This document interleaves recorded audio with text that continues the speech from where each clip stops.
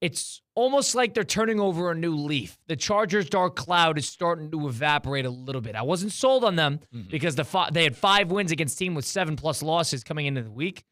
And off of that alone, I know the Bengals are the Bengals, and they have found ways to lose all year. But that was an impressive victory nonetheless. It was. And, I'm a huge fan of Justin Herbert.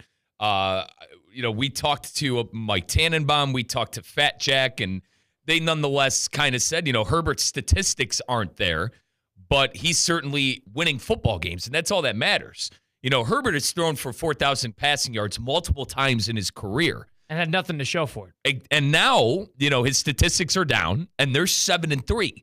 So I think he's a winning quarterback, and I also think there's something to be said about J.K. Dobbins in that running game. Colin, going into this season, I go, wait a minute here. No more Eckler. They don't really have a running back that's able to stay healthy. They have J.K. Dobbins and Gus Edwards. Jim Harbaugh flipped with his brother John Harbaugh for his running back room. But I'll tell you what, J.K. Dobbins has been, in my opinion, one of the most improved players in the NFL this year. He's also been healthy. And Colin, he has a great offensive line. He's doing it behind. The Chargers did exactly the opposite of what the Bears did. The Bears added a bunch of weapons and a flashy quarterback. And I understand, Colin, they needed a quarterback. I'm not saying they shouldn't have taken Williams or anything.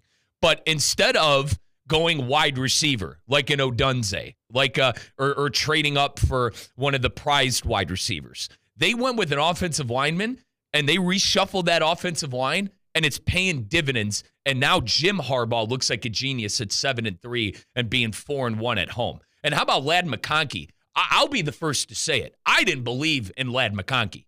I go, how is this guy going to play wide receiver in the NFL? He's undersized. Said similar stuff about his other Georgia counterpart, Brock Bowers. That's neither here nor there.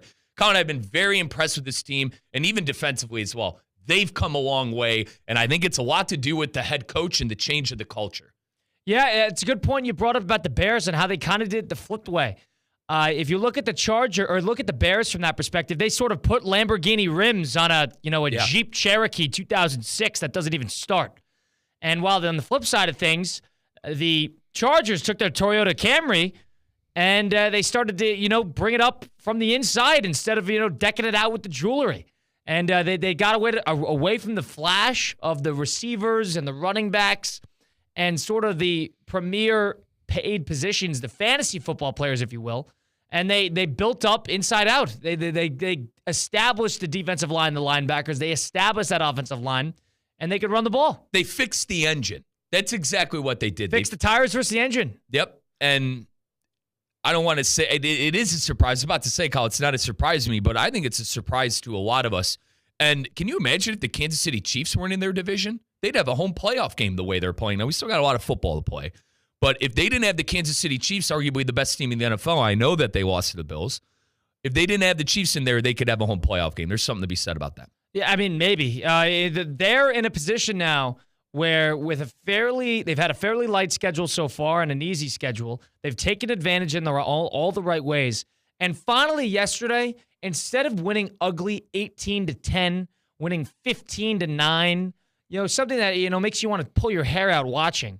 Instead, they sort of shifted here, and they took advantage of a very lackluster pass defense that the Bengals have, and instead of playing into their style of play, they looked to expose the Bengals, and They played and they game planned in order to expose the Bengals pass defense. And that's not something I was necessarily convinced that the Chargers do. I feel like the Chargers just always played their brand of football, whoever they were playing, and it didn't really matter, and they were going to do what they do, and either they win or lose at the end of the day.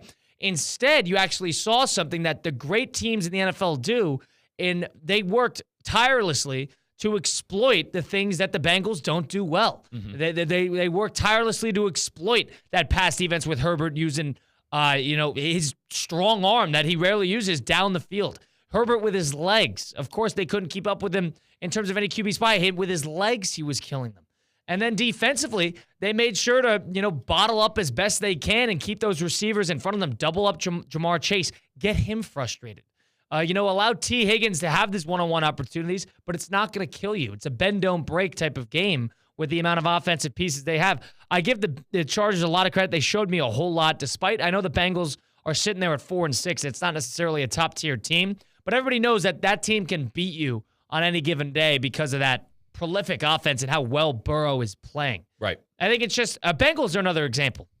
They want to gloss up the rims, get fresh new tires, but they don't realize the engine of the car doesn't even start. How are you supposed to drive the car with your brand new tires and your tinted windows when you don't even have a proper engine? It needs a new transmission. The brakes don't work. There's a whole bunch of actual inner issues within the Bengals, the Bears.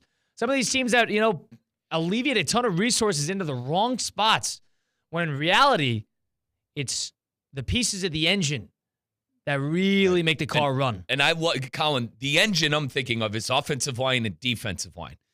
I could argue the Bengals kind of have said, who cares about the offensive line since they drafted Joe Burrow? I could kind of say the Bengals as an organization they've always focused on the flashy players and the offensive players. That's a take as old as time, is that the Bengals draft offense and the Steelers draft defense within that division. So I'm not shocked that the Bengals are having the year that they are, because if you rewind a couple of months back to when Jamar Chase was frustrated, rewind a couple of months back to when T. Higgins was frustrated. I believe Higgins is on like a 1-year prove-it contract. Yeah, he's probably going to be out. So, and it's Jamar Chase trying to force himself out after, I don't want to say acting a fool. Acting the fool is the wrong word to say, but it's a lot more of the same with him. Lashing out, right? Lashing out in the locker room, saying, "Oh, you got to ask Coach Taylor those questions." I did this and that. It's a mess in Cincy, and the problem is they're wasting Joe Burrow time, right? They're wasting a prime year in Joe Burrow's career, where the last couple of games it's been 300 yards and 3+ touchdowns. And he's played very, very well. He's played unreal. He was great in the pocket yesterday. His pocket awareness, his pocket presence, movement within the pocket, utilizing his legs. He was locked in, and there was no doubt about it. You could see it even when he was on the bench. Guy wasn't talking to anybody. He was zoned into that game. It goes to show that the proof is in the pudding. Doesn't matter how good your skill positions are, how good and Chase Brown's a good running back.